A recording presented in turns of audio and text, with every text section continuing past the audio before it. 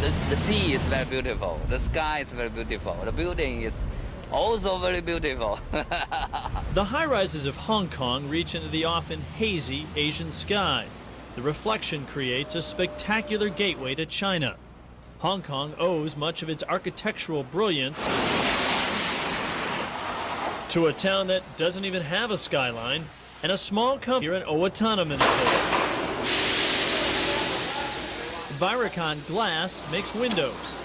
It has put literally hundreds of Minnesotans to work because of that market penetration and demand for our products over there.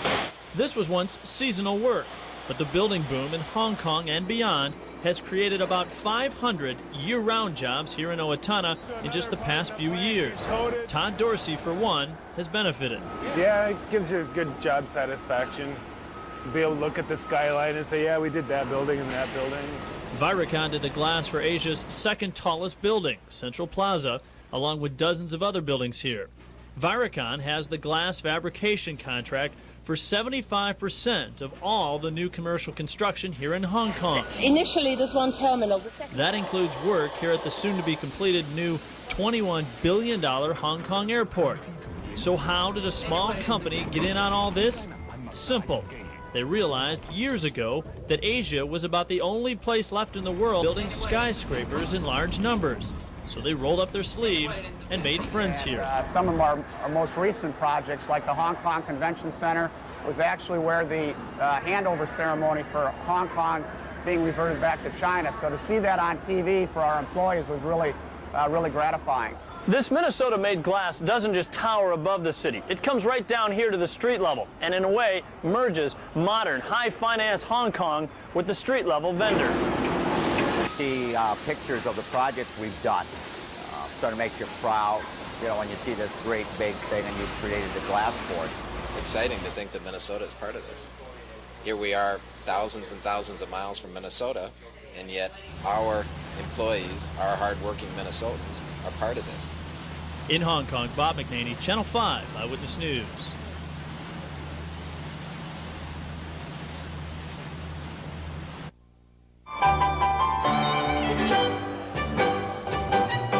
It's just like chaos, but it's organized chaos. You can't get much more different. Completely. I mean, there's nothing even remotely the same. No, it's not Eden Prairie. Gordon Frayne and his family left the suburbs for a high-rise here in Hong Kong. Very similar to a Saturday in Minnesota. Gordon's job with Honeywell brought the family here. They learn something new just about every time we go out, even just running to the store or running. Many Minnesotans at one time or another live overseas. But few live in a place which has the potential for such dramatic change. The British handover of Hong Kong to the Chinese has created much conversation and some concern.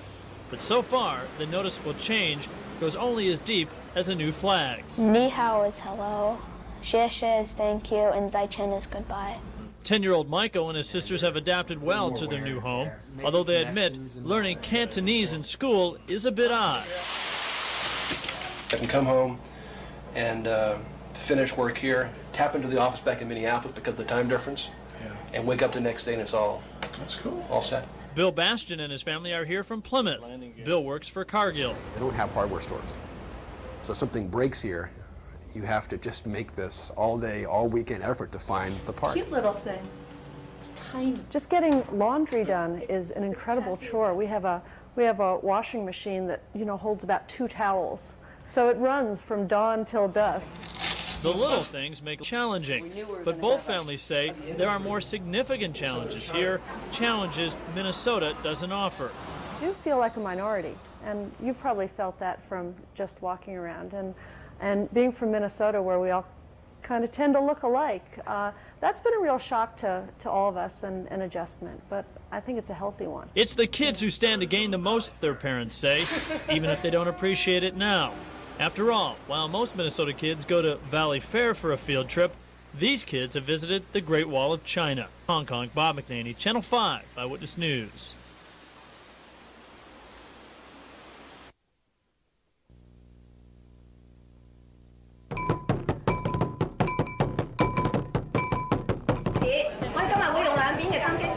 This is not your everyday Northwest Airlines flight. We'll give you all 4 seats in that row. This is Northwest Flight 97, the longest regularly scheduled nonstop flight in the world.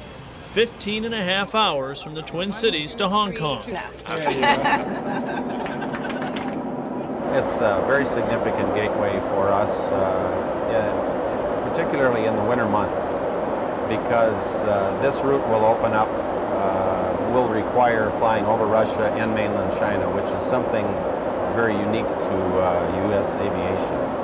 The importance of this flight for most Minnesotans is not how it gets you there, but where it's going.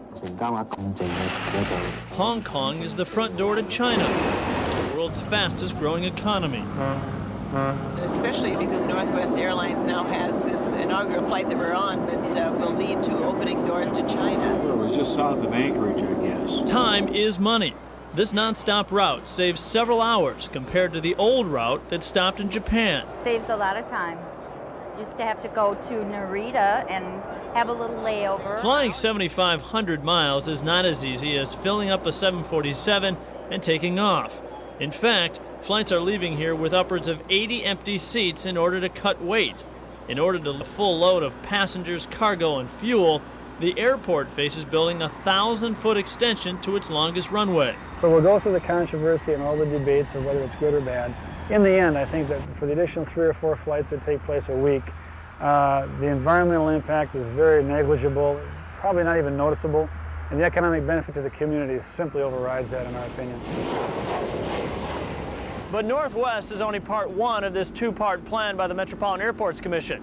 Representatives are here in Hong Kong trying to sign a deal for China.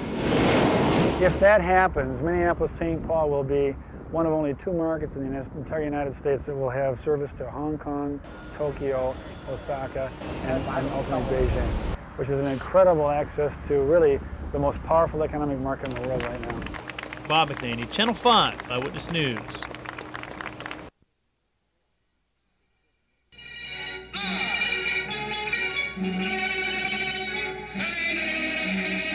It's just fraught with tremendous opportunity.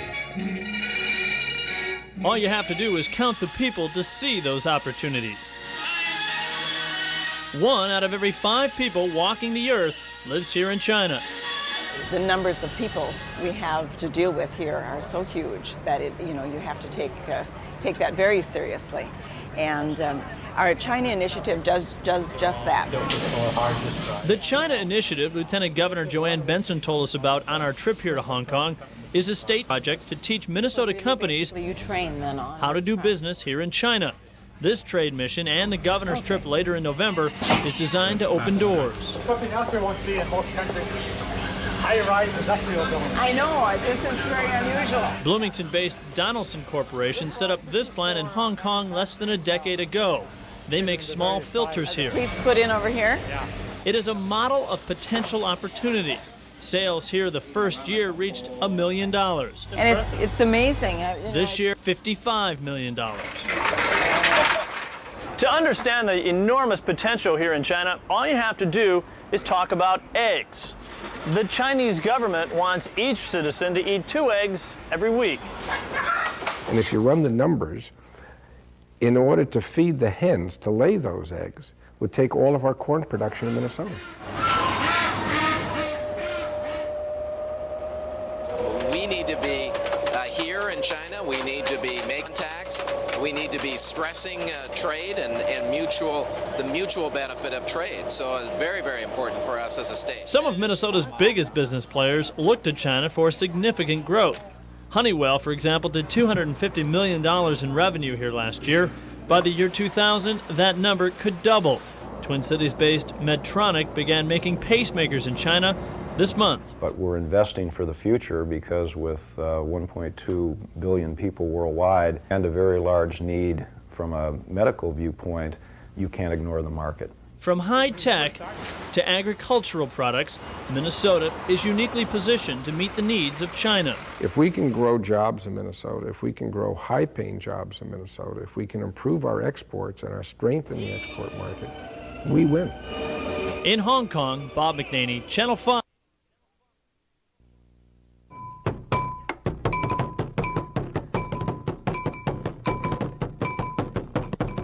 flight from Minneapolis, St. Paul to Hong Kong. The longest non-stop flight in the world on a regularly scheduled basis. To China.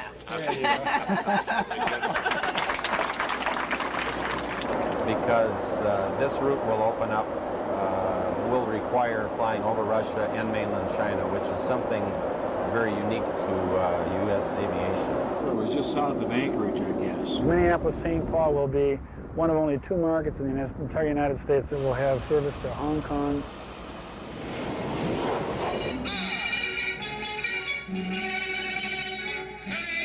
We're in Victoria Park, which is right in the middle of downtown Hong Kong. I don't suspect there are very many folks in Minnesota that are actively engaging in it. Hey! It's a good exercise to come out in the morning and get the fresh air. Can't get much more different. Completely. Nothing even remotely the same.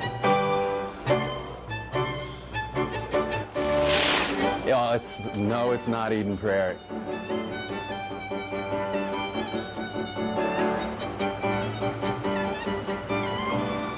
The sea is very beautiful. The sky is very beautiful. The building is also very beautiful. It's a very unique place. This city is very important to, like other countries, to link Eastern and Western world together. Well, I don't know how to describe it, but this is because this is my country. But really, Hong Kong is a very nice city. 24 hours long activities. Exciting to think that Minnesota is part of this.